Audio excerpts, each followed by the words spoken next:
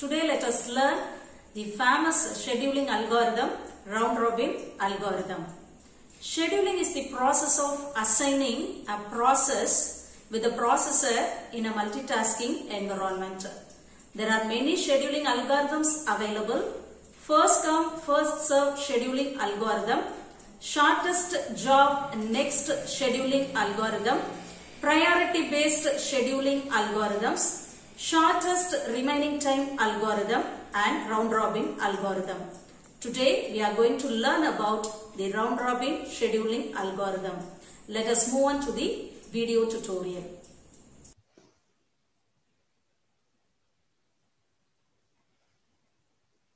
Round robin scheduling. Scheduling is the activity of the process scheduler that handles the removal of the running process from the CPU and the selection of another process on the basis of a particular strategy. Round robin scheduling is similar to first come, first served scheduling algorithm.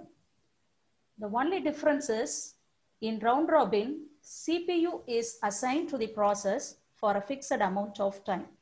This fixed amount of time is called as time quantum or time slice. After the time quantum expires, the running process is preempted and sent to the ready queue. Then the processor is assigned to the next arrived process. Let us see an example.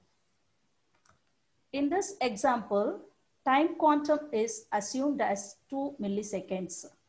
P1, P2 and P3 are three processes. Burst time.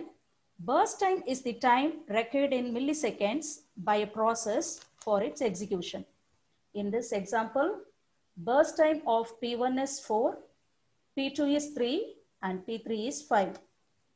This is a queue and the three processes P1, P2 and P3 are in the queue. Step 1. The execution begins with process P1, which has burst time 4. Here, every process is executed for 2 minutes. Note, at the end of step 1, the process P1 is in execution, P2 and P3 are still in the waiting queue.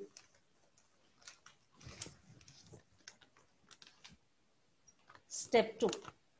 At time 2, P1 is added to the end of the queue and P2 starts executing. Step 3. At time 4, P2 is preempted and added at the end of the queue. Now P3 starts executing. Step 4. At time 6, P3 is preempted and added at the end of the queue. Now P1 starts executing. Step 5. At time 8, P1 has a burst time of 4. So far, P1 has executed for 2 times. Therefore, it has completed its execution and P2 starts its execution. Step 6. P2 has a burst time of 3. It has already executed for 2 intervals. Therefore, at time 9, P2 completed its execution. Then P3 continues its execution till it completes. Now the queue becomes empty and all the 3 processes completed its execution. Now turnaround time is calculated. Turnaround time is the total amount of time spent by the process. Here turnaround time is calculated by the formula termination time minus arrival time. For P1, the termination time is 8 and the arrival time of P1 is 0. Therefore, the turnaround time is 8 minus 0, it is 8. For process P2, the termination time is, for process P2, the termination time is 9 and the arrival time is 2. Therefore, the turnaround time is 9 minus 2, it is 7.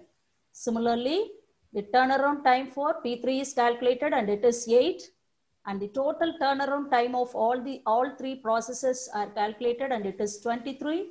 And average turnaround time is calculated, it is 7.6.